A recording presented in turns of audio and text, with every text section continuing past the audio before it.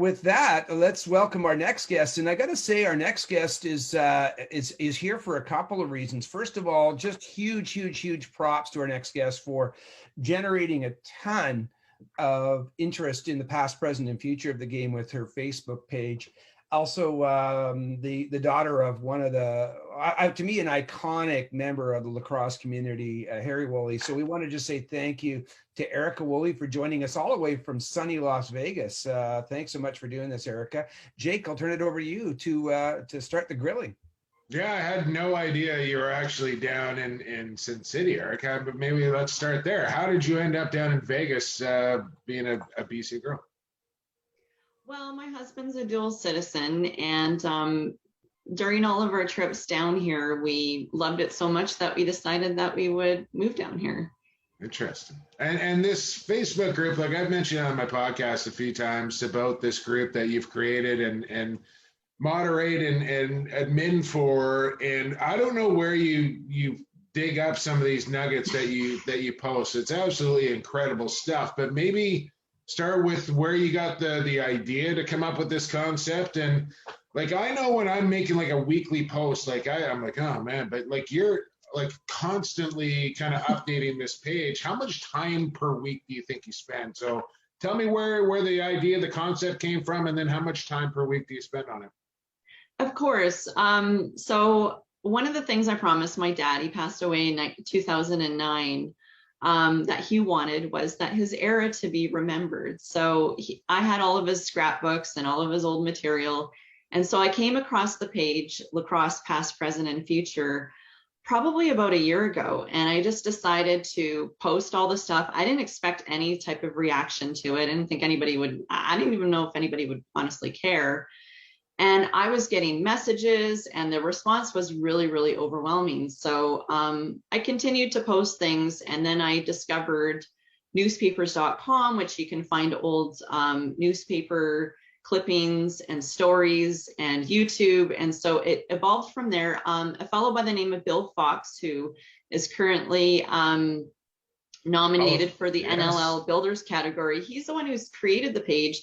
And then I asked him, because there was so many people signing up for the page through the various posts, if he needed some help admitting it. So I took on the role, and I've been really surprised by the response. And I mean, the membership, we're over 7,000 people. And, you know, every couple months, you know, there's just so many people joining, and there's so much enthusiasm for looking at what's happened in the game, you know, and just finding old videos of man cups and minto cups. And of course the salmon bellies are always like in the middle of it all. Yeah, and like, I mean, you allow other people to post other things as well, and some of the things that other people post are just absolutely fantastic. So once you get kind of through all your dad's stuff, like where do you like it?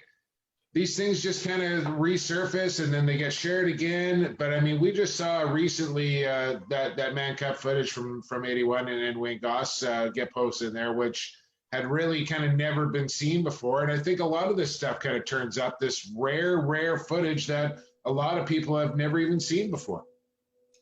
That's right. And I mean, thank you to the Goss family and to everybody that contributes to this page, because that is what makes it what it is.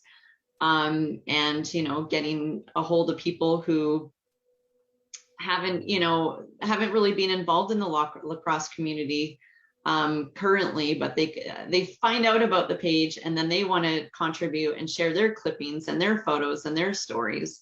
And I think with COVID as well, you're seeing this push for that, because of course right now there's currently no sports happening. So I think people are enjoying the time reminiscing about, you know, old games and some of their own experiences.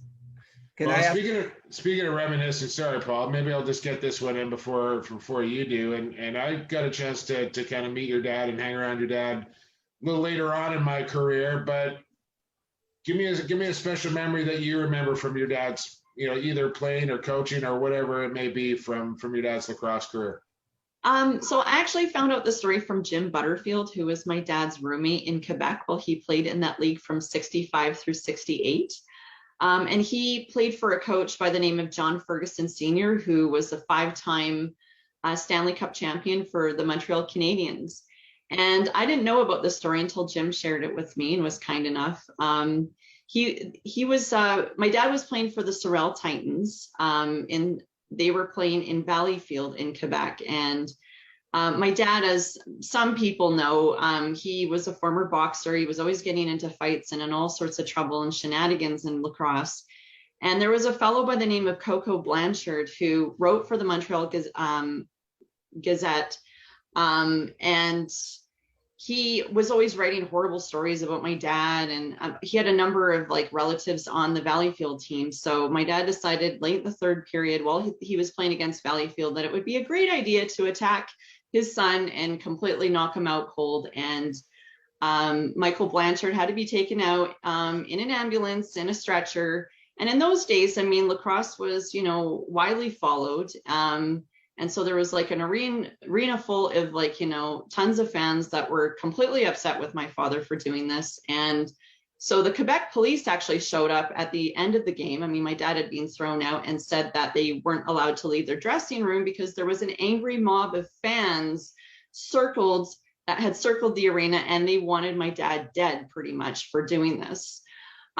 So they said that they had to leave all their gear behind and to take their sticks, and that they would all have to like fight off this mob. And kudos to my dad's teammates who didn't want to murder him, because I'm sure they wanted to with that experience. So I guess they left, and the police had to try to make, a pathway to their vehicles.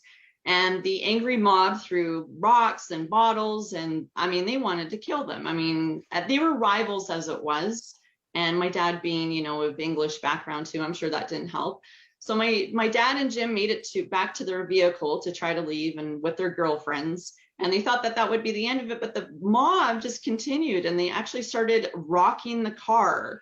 And it got so bad that the Quebec police actually had to fire gunshots into the air to back off the crowd so that they could actually leave the area. And not only that, but they had to escort them out of Valleyfield because they actually feared for my dad's safety.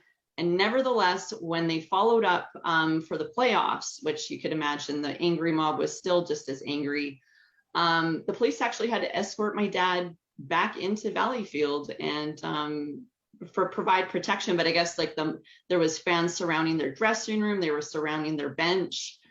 And I was surprised to learn that, like, he's still infamous to this day. There's still people that remember my dad and all of his shenanigans that happened in the Quebec League. And he eventually came back, played for the Adnex, and then was a thorn in the side for the New Westminster Salmon Bellies. As you interview Al Luthwaite later, can share his own story with my dad. But yeah, I was gonna say that sounds like a regular Sunday night at like a New West Bruins game back in the day, right? Like yeah, it sure does. I remember those. Just run of the mill stuff back then. Yeah, exactly. Hey, Erica, I heard your dad tell that story a little bit, the abbreviated version during his Hall of Fame induction speech, and it was you brought it to life even better than he did. You've done a great honor to the Wool here today, and to the game. I can't thank you enough. As I said to you when we were prepping for this, you inspired this with your Facebook page. I love the fact that you're a tradition keeper, and we want to thank you so much for coming on today. I want to tell you before we leave that we are inching very close to $5,000. We're at $4,885. So please, all those people who are part of Erica's Facebook page, hey, go on sandbellies.com and start bidding and donating and help us bring a few more bucks toward our goal. Thank you so much, Erica. We really appreciate you coming out today, and stay out of the casinos and on the golf course. Well, of course. And maybe when you guys come down here, I can show you the ropes. Okay, awesome. Thanks so much. Thank you.